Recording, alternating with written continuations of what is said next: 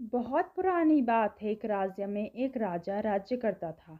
राजा के महल के पास सब्जी का बागान था। राजा के महल की सब्जियां इसी बागान से जाती थी। राजा को बैंगन बहुत पसंद था। राजा ने नई किस्म की प्रजाति का बैंगन अपने बागान में लगवाया। जब बैंगन की फसल आई, तब राजा ने सोचा कि बैंगन का भरता और बाटी का खाना रखा जाए, जिसमें महल के सभी मंत्री, सैनिक और कर्मचारी शामिल होंगे। रसोइयों ने बड़े जतन से बैंगन का भरता और बाटी बनाए। खाना बहुत स्वादिष्ट था। राजा सहित महल के सभी लोगों ने जी भर का बैंगन का भरता और बाटी का मजा लिया। राजा का एक प्रिय मंत्री था। उसे भी बैंगन का भरता और बाटी बहुत पसंद आए। उसने कुछ खाना अपने घर के लिए भी रख लिया। मंत्री जब अपने घर पहुंचा तो उसने खाना अपनी पत्नी को भी चखाया। मंत्री की पत्नी को भी बैंगन का भरता और बाटी बहुत पसंद आए। खाना खत्म हो गया, किंतु उसका जी नहीं भरा। मंत्री की पत्नी ने मंत्री से कहा, मुझे बैंगन का भरता और बाटी बहुत पसंद आए। मुझे राजा के महल के यही बैंगन ला देना, तो मैं भी भरता बना लूँगी और हम जी भर के बैंगन का भरता और बाटी खाएंगे। मंत्री को पता था कि राजा को बैंगन बहुत पसंद है और अगर कोई महल से बैंगन की चोरी करता है तो राजा उसे कठोर सजा देता। मंत्री बोला, भाग्यवान, ये राजा के बागान के बैंगन हैं। इन्हें जो भी तोड़ता है राजा उसे कठोर से कठोर दंड देता है। किंतु मंत्री की पत्नी को बैंगन का भरता और बाटी इतने पसंद आए कि वह मंत्री की बात नहीं सुनना चाहती थी और उसने धमकी दी कि अगर उसे राजा के महल के बैंगन नहीं मिले तो वह हमेशा के लिए मायके चली जाएगी। मंत्री को अपनी पत्नी के क्रोध के आगे राजा को क्रोध सहना ज़्यादा आसान लगा।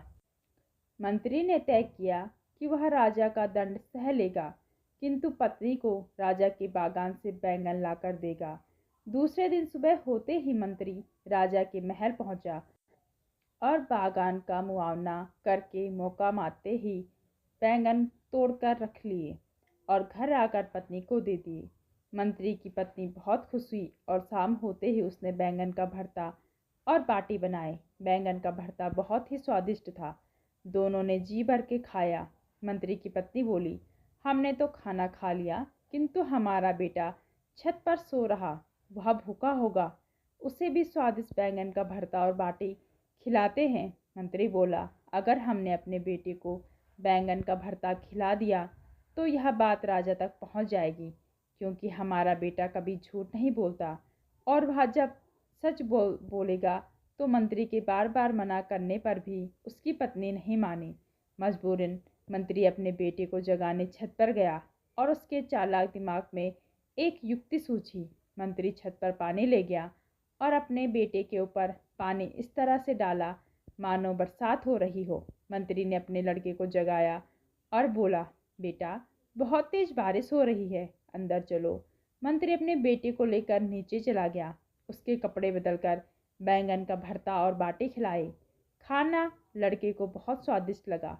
दूसरे दिन राजा को यह बात पता लगी कि कोई इसके महल में चोरी कर बैंगन ले गया।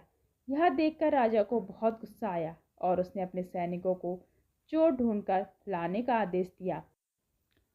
सैनिकों ने पतासाजी करी तो पता लगा कि सुबह मंत्री जी बागान में आए थे। यह बात राजा को बतलाई गई और राजा ने मंत्री को बुलावा भेजा। मंत्री जी समझ गए कि राजा को उस पर शक है।